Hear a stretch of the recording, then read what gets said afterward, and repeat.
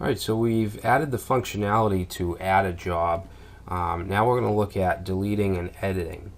And before we do anything, we need to add links to be able to do that. So we're going to add them to the view. Okay, so you want to go to view and then jobs and then view. Alright, now I'm just going to paste these in.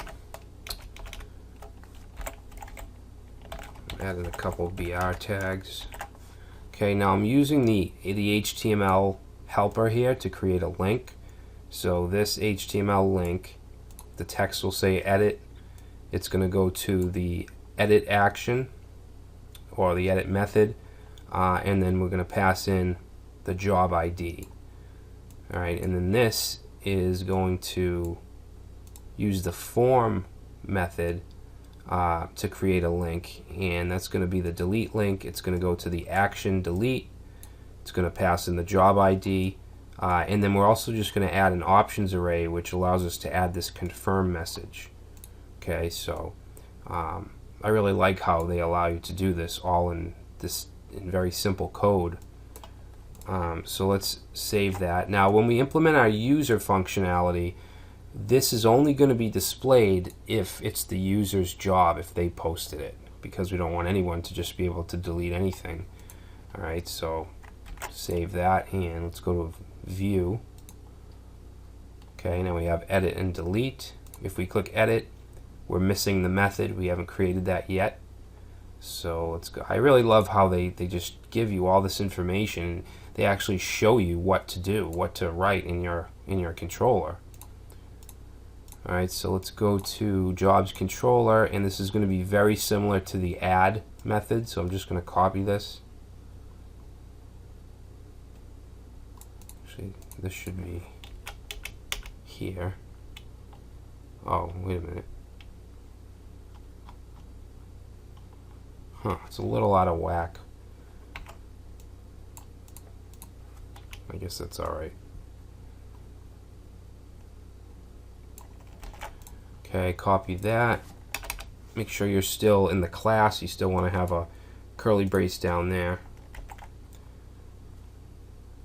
Alright.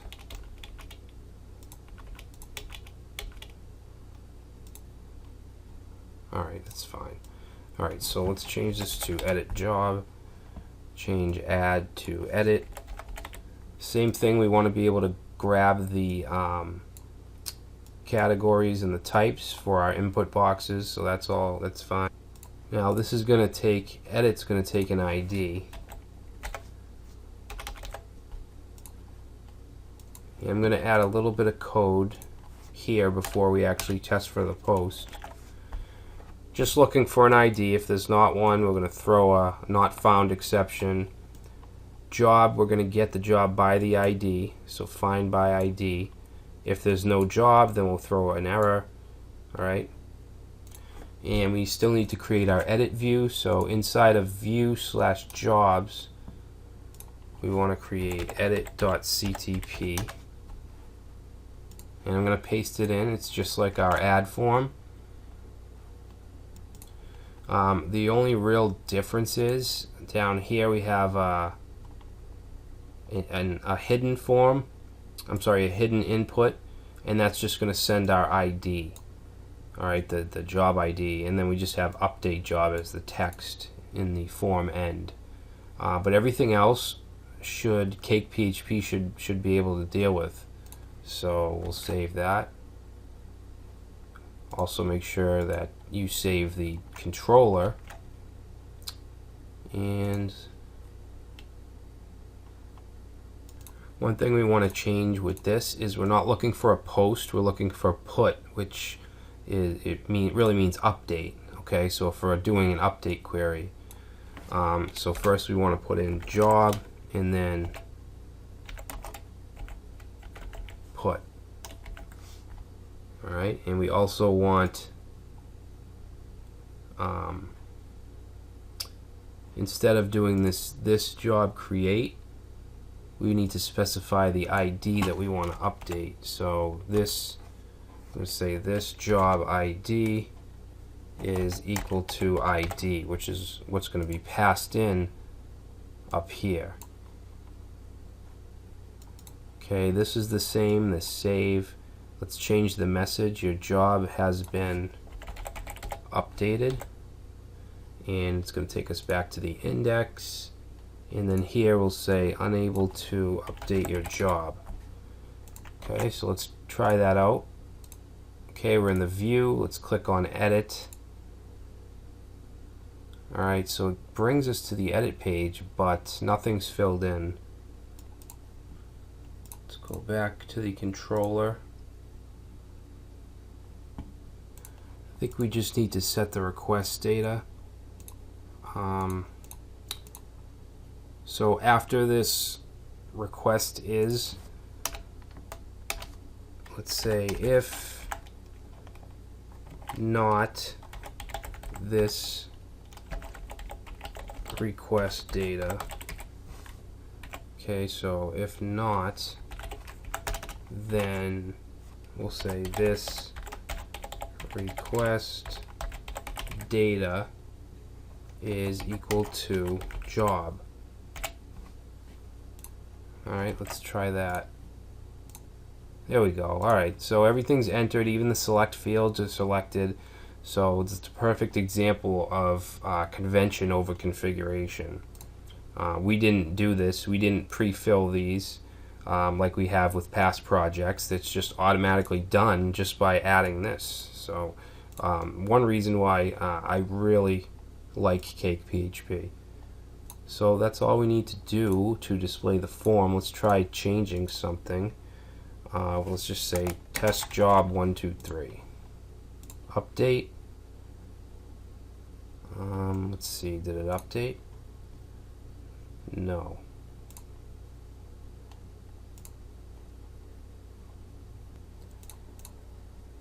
It might have something to do with this here. We don't need this. Save user ID. Let's try it with that.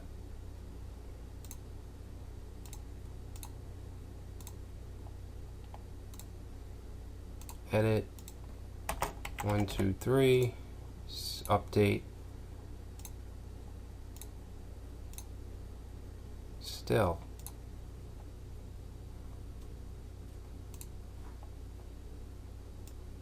Let's see if it's even going through.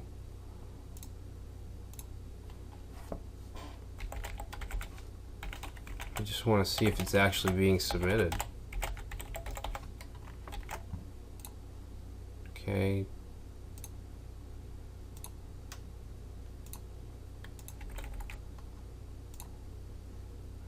Wow, it's actually not even going to. That's really weird.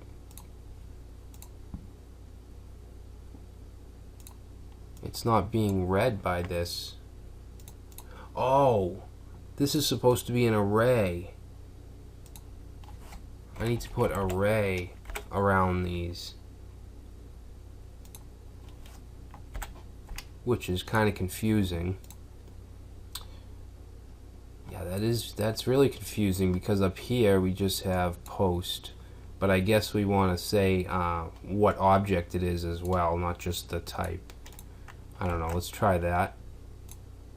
Get rid of this die. Alright, so back to edit, test job 1, 2, 3, update. There we go. Your job has been updated, and you can see that it's been updated. Alright, good. So that's all set. Now we want to deal with deleting jobs.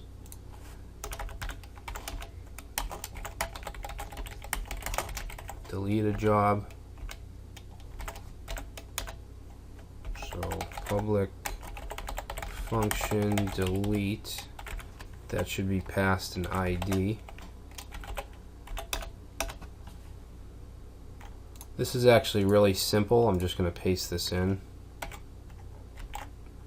Okay, so we're seeing if there's a get, and then we're going to throw this method not allowed exception, and we're going to call this job delete, and then pass in the ID, set a message, and then redirect to the index, okay, the job index. So let's save that. go back to our job and click delete, and you can see that it asks us if we're sure. I didn't write this. This was included with cake. Alright, so we'll say OK. The job with ID 18 has been deleted. Okay, so that works flawlessly. So that's it. We're pretty much done with jobs. Next we'll move to the different user functionality.